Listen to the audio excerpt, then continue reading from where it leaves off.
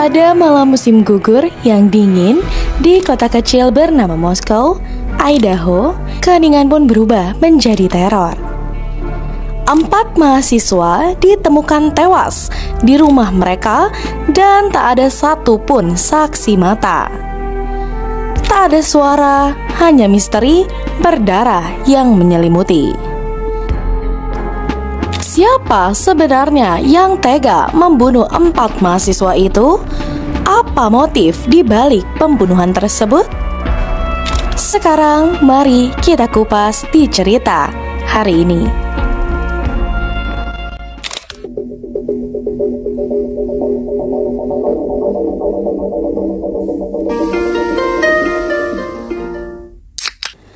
Empat korban itu teridentifikasi sebagai Kylie Goncalves yang berumur 21 tahun, Madison Mogen yang berumur 21 tahun, Sana Kernodle yang berumur 20 tahun, dan juga Ethan Chapin yang juga berumur 20 tahun. Mereka masih sangatlah muda dan mereka adalah mahasiswa dari University of Idaho. Hidup mereka sebenarnya baru saja dimulai. Kylie dan Madison adalah sahabat sejak kecil.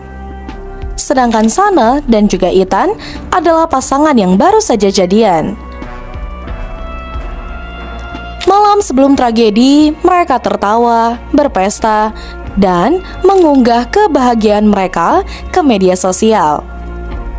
Tepatnya pada pukul 11.58 siang, tanggal 13 November 2022, 911 pun dihubungi.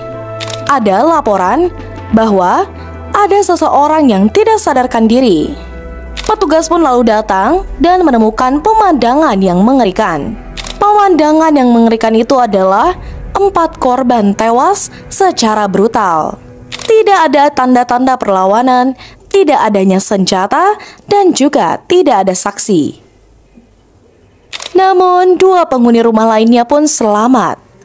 Mereka tidur di lantai bawah dan tidak mendengar apapun. Polisi pun jelas kebingungan. Tidak ada tanda masuk paksa, tidak adanya saksi. Namun, luka pada tubuh para korban menunjukkan pembunuhan itu sangatlah kejam dan tahu apa yang ia lakukan. Waktu pun terus berjalan. Rasa takut menyelimuti kampus. Siapa pelaku dari pembunuhan itu? Mengapa mereka dibunuh? Waktu pun terus berjalan. Tepatnya pada tanggal 17 November, kantor pemeriksa mayat Kabupaten Latah melaporkan para korban kemungkinan sedang tidur saat mereka ditikam dengan pisau besar. Pembunuh itu ternyata menggunakan pisau untuk membunuh, serta beberapa bahkan mengalami luka akibat pertahanan diri. Lalu, pada tanggal 22 November, para investigator telah memeriksa secara saksama informasi yang diterima tentang salah satu korban, yaitu Kylie Goncalves. Ternyata, Kylie memiliki penguntit, tapi belum diduga pasti dan juga belum dapat memverifikasi atau mengidentifikasi penguntit tersebut. Ini pun menjadi dugaan motif dari sang pembunuh. Kasus ini banyak teka-tekinya, karena tak berhenti sampai di situ, polisi pun akhirnya menyisir jejak digital, kamera CCTV, dan juga data lalu lintas kendaraan. Akhirnya, polisi pun tertarik dan ingin menginterogasi terkait rekaman kamera mobil yang menunjukkan sebuah Hyundai Elantra putih di sekitar TKP.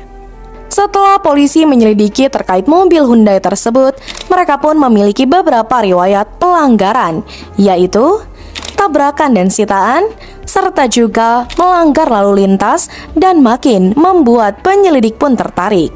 Tak disangka juga, polisi menemukan sarung tangan kulit yang ditemukan di dekat tempat sampah. Ternyata sarung tangan itu terdeteksi DNA asing. Teknologi dan juga waktu pun terus bekerja dalam senyap hingga akhirnya semua mengarah pada satu nama, Brian Kohberger. Ya, ia pemilik mobil, serta plot twistnya ia adalah pemilik sarung tangan itu juga. Brian Kohberger Diduga seorang mahasiswa S3 kriminologi di Washington State University. Hanya 15 menit dari lokasi kejadian, Brian mengendarai Hyundai Elantra putih. Dan DNA-nya cocok dengan bukti di TKP. Pihak berwenang mengalami proses yang lumayan panjang. Mereka membuntuti Brian selama berminggu-minggu. Akhirnya pada 30 Desember 2022, Brian pun ditangkap di rumah orang tuanya di Pennsylvania. Brian tidak berkutik, dia hanya tetap diam. Tak ada juga pengakuan dan tidak ada merasakan emosi atau perasaan apapun. Tanpa diduga dan disangka, seorang pria yang mempelajari kejahatan ternyata menjadi pelaku kejahatan itu sendiri. Di persidangan pun jelas, para orang tua sangat bersedih dan bertanya, mengapa bisa anak mereka? Apa yang sebenarnya pembunuh itu cari? Dalam kasus persidangan ini pun sedikit menuai kontroversi. Mengapa? Karena jadwal yang ditunda dan juga tuntutan hukuman yang juga ditunda. Sidang Kohberger yang harusnya berlangsung pada tanggal 2 Oktober tidak jadi dilaksanakan.